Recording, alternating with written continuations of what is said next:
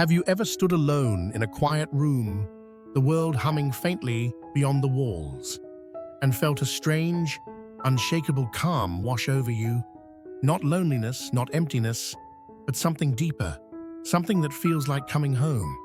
Maybe someone's told you you're too independent, too quiet, as if those words were meant to sting. But what if they're wrong? What if that love for your own company, especially as the years stack up, isn't a flaw, but a sign of something extraordinary brewing inside you? I'm here to tell you it is. Solitude isn't a shadow, it's a light, and it shines on strengths most people never see. Picture this, an older woman sitting on her porch, the air thick with the scent of rain-soaked earth, a chipped mug of coffee warming her hands. She's not waiting for anyone, not glancing at her phone. She's just there, soaking in the stillness, her thoughts weaving through decades like threads in a tapestry. Society might call her withdrawn, but she's not hiding. She's thriving. And today I want to walk you through 7 remarkable traits that people like her, seniors who cherish solitude, often carry. These aren't quirks or deficits, they're badges of wisdom, resilience, and quiet power. By the time we're done, you might find yourself nodding, thinking, "That's me," and feeling a little prouder of the person you've always been. So grab a cozy spot, maybe a cup of something warm, and let's explore this together, like old friends swapping stories over a crackling fire. Trait 1, minds that dive deep. What's it like to sit with your thoughts, really sit with them, until they unfold like a map of your life? Seniors who love solitude often have minds that don't just skim the surface, they plunge into the depths.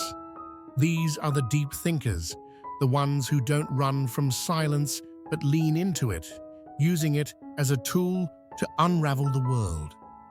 Take Elias, a 76-year-old man with silver hair that catches the morning sun like a halo. He's the kind of guy who spends his days in a cluttered study, surrounded by books with cracked spines and a notebook filled with scribbled insights. While his neighbor, Thomas, also 76, fills his hours with golf games and lively chatter at the community center, Elias prefers the soft rustle of pages and the tick of an old clock.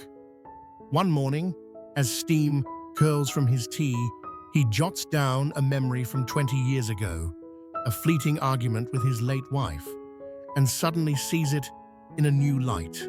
He doesn't just remember, he reflects. He asks why it happened, what it taught him, how it shaped the man he is now. When he finally speaks, maybe over a rare dinner with his daughter, his words carry a weight that stops you in your tracks. Not loud, but profound. Elias wasn't always this way. As a young man, he chased the noise, late nights, crowded bars, a job that kept him buzzing. But one winter, after a bitter layoff, he found himself alone in a rented cabin, snow piling up outside. At first, the quiet unnerved him. Then, it began to speak. He started noticing patterns in his life, connecting dots he'd ignored. That solitude wasn't escape, it was discovery. Now, decades later, it's his sanctuary. Deep thinkers like him don't fear the stillness, they mine it for gold. They're not distant, they're just at home, in their own heads, a place brimming with questions, memories, and meaning. If you've ever lost yourself in thought, chasing a why when others settle for what, you're not alone. You're in powerful company. Trait 2, a heart that stands tall. Imagine waking up to a day that's yours, no one else's approval required, and feeling perfectly whole. That's the gift of emotional independence, a trait that blooms in seniors who savor their solitude. These folks don't lean on the world to prop them up. They've built their peace from the inside out, brick by steady brick. Consider Nora, a 79-year-old woman with a laugh like wind chimes and eyes that crinkle with quiet joy. She starts her mornings with a slow walk through her neighborhood, the crunch of gravel under her shoes a familiar rhythm. Her friend Clara, also 79, lives differently. Her phone pings constantly with family updates, and a silent day leaves her restless, her mood tethered to who's checking in. Nora loves her kids and grandkids fiercely, but she doesn't need their voices filling her hours to feel loved. She'll sit by her kitchen window, slicing apples for a pie, the tart scent filling the air, and smile at the life she's carved out. Her happiness isn't a kite on someone else's string. It's a tree, rooted deep. Nora learned this the hard way. Years ago, when her husband passed, the house felt like a cavern, echoes of his voice in every corner. Friends drifted away, busy with their own lives, and for a while, she crumbled. Then, one spring day, she planted a rose bush in his memory, her hands caked with soil, the sun warming her back. She realized she could tend to herself too. Now, she doesn't flinch at a quiet phone or an empty mailbox. She's not cold, she's steady. Emotionally independent people like Nora don't beg for attention or unravel when plans fall through. They savor connection when it comes, but they don't cling. And oddly enough, that calm draws others in. A lighthouse glow in a stormy sea. If you've ever weathered a lonely stretch and come out stronger, you're not detached, you're free. Trait 3 eyes that see everything. Ever notice how the world sharpens when the noise fades? Seniors who prefer solitude often have a knack for catching what others miss. The flicker of a stranger's frown, the way dew beads on a spiderweb, the hush before a storm. They're highly observant, their senses tuned to the subtle music of life. Picture Samuel, a 72-year-old with a wiry frame and a habit of tilting his head when he listens. He spends his afternoons on a bench by the park, hands folded, watching ducks ripple the pond's surface. His cousin Victor, also 72, thrives in the bustle. Card games, loud debates, always the loudest laugh in the room. Victor might tell you about the score of last night's game, but Samuel, he'll mention how the park's oak tree lost a branch in the wind, or how the young mum, pushing a stroller, seemed distracted today. He doesn't say much, but he sees everything. Samuel's gift grew from necessity. As a kid, he was the quiet one in a rowdy family, overlooked amid the chaos. He'd sit by the window, tracing frost patterns on the glass, noticing how his siblings' voices rose and fell. Decades later, as a retired mechanic, he'd spot a faltering engine by its hum before anyone else heard a thing. Now, in his solitude, that sharpness thrives. He doesn't need chatter to feel alive. He finds stories in the ordinary, the creak of his porch swing, the way shadows stretch at dusk. Observant folks like him don't just live in the world, they read it. If you've ever felt the pull of those small, overlooked details, you're not odd, you're awake. Trait 4. Choosing who matters. What if you could handpick your people like flowers for a bouquet, keeping only the ones that bloom true? That's the magic of being selective with relationships, a trait that defines many seniors who cherish their alone time. They don't scatter their energy, they invest it where it counts. Meet Lillian, an 82-year-old with a voice soft as velvet and a spine of steel. She spends most days in her cozy apartment, knitting by lamplight, the click of needles a steady beat. Her friend Beatrice, also 82, is a social whirlwind. Lunches, book clubs, always a crowd. Beatrice glows in the buzz, but often comes home exhausted, her heart stretched thin. Lillian, though, she has two close confidants, an old schoolmate and a neighbor named Rose, who brings her homemade jam. Their talks dig deep. Life's big questions, shared losses, dreams that never faded. She leaves those moments fuller, not drained. Lillian wasn't always so choosy. In her 40s, she juggled a dozen friendships, always the peacemaker, until a betrayal, gossip from someone she trusted, cracked her open. She pulled back, rebuilt, and learned her worth. Now, she says no to shallow catch-ups without a flicker of guilt. Her circle is small but rich, built on trust and time. Selective people like her aren't standoffish. They're intentional. They've tasted loneliness in a crowd and vowed never again. If you've ever stepped away from the noise to nurture a few real bonds, you're not shrinking, you're growing wise. Trait 5, a spark that dances alone.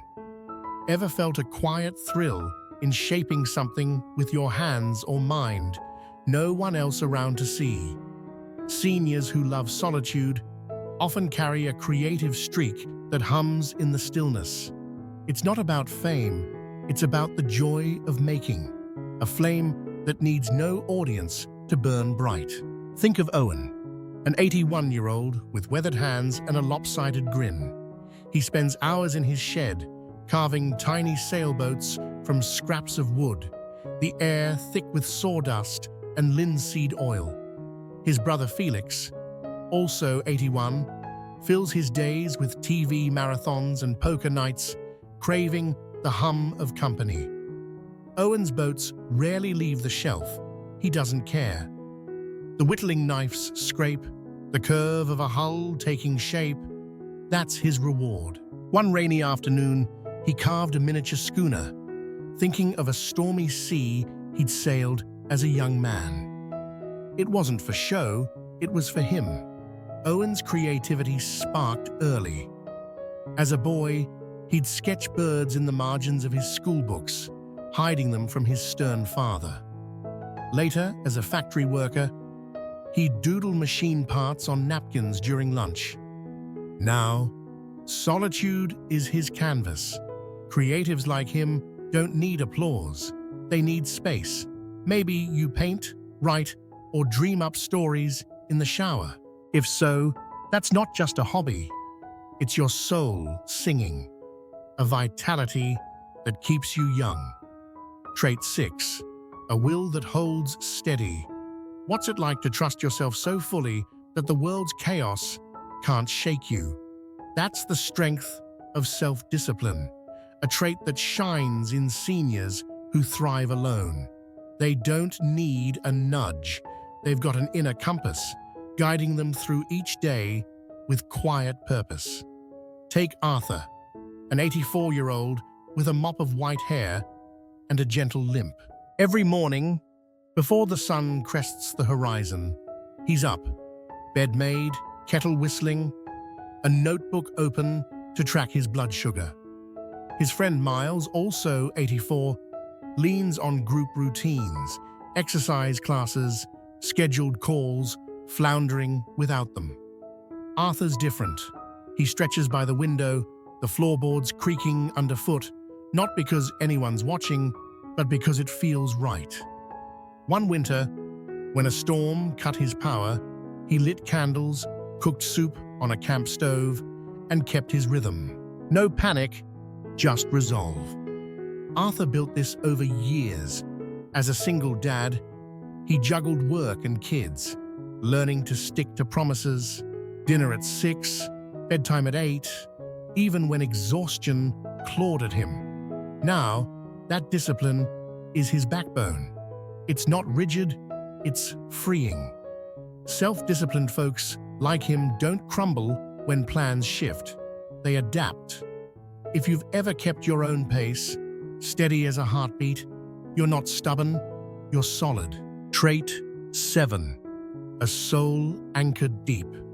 Have you ever sat in silence and felt something vast stir inside you, Not fear, but wonder. Seniors who embrace solitude often carry a spiritual grounding, a peace that doesn't shout, but steadies them like roots in rich soil. It's not always about faith. It's about connection to something bigger. Imagine Hazel, an 86-year-old, with hands that tremble slightly as she pours tea. She sits by her bay window, watching rain streak the glass, her breath fogging faintly. Her sister Ivy, also 86, keeps the radio blaring, unsettled by quiet. Hazel's different.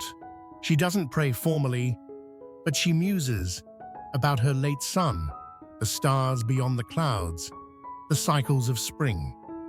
One evening, after a call about a friend's illness, she didn't cry or pace. She sat, hands clasped, finding calm in the unknown. Hazel's peace grew through loss. After her son died young, she'd walk the woods near her old house, the crunch of leaves her only sound, until the ache softened into something bearable. Now, solitude is her refuge. Spiritually grounded people like her don't chase answers. They sit with questions. If stillness brings you comfort, not dread, you're not drifting. You're planted deep. Trait 8. A legacy of quiet courage. What if the way you live, alone but alive, could ripple beyond your years? This is the unsung trait of seniors who love solitude. They craft a legacy of quiet courage, not with fanfare, but with the steady glow of who they are. They teach us that solitude isn't retreat, it's a bold choice. Picture Margaret, a 78-year-old with a sharp wit and a garden bursting with color. She lives alone in a cottage, the walls lined with photos of a life well lived. Her nephew Daniel, 40, visits sometimes, marveling at her contentment. She'll pull weeds under the midday sun, dirt under her nails, then sit with a glass of lemonade, watching bees dance among the flowers. One summer, Daniel arrived frazzled, job stress, a crumbling marriage. Margaret didn't lecture. She handed him a spade, and they worked side by side, the earth's scent grounding them both. Later, over tea, she shared a story how after losing her job at 50, she rebuilt her life alone, step by stubborn step. Daniel left lighter, inspired. Margaret's courage isn't loud. It's in her refusal to let solitude define her as less. She mentors quietly. Neighbors seek her advice. Kids leave her drawings in the mailbox. Her legacy isn't in crowds, but in the lives she touches, showing that strength doesn't need noise. If you've ever felt your quiet life ripple outward, you're not invisible. You're unforgettable. Final thoughts. Your silent symphony. So, here we are, at the end of this journey, through 8 traits that turn solitude into something radiant. Do any of these feel like pieces of you? Maybe you've caught yourself lost in thought, steady in your own skin, or crafting something just for the joy of it. If so, you're not an outlier. You're a marvel. Society might push the loud, the crowded, the busy, but you found a different path, one paved with reflection, resilience, and a courage that whispers. These traits aren't accidents. They're the harvest of a life lived with eyes open, heart full, and hands ready to build something true. Solitude isn't your limit, it's your strength, a quiet symphony only you can play. So next time someone calls you too quiet, smile. You're not missing anything. You're carrying everything that matters.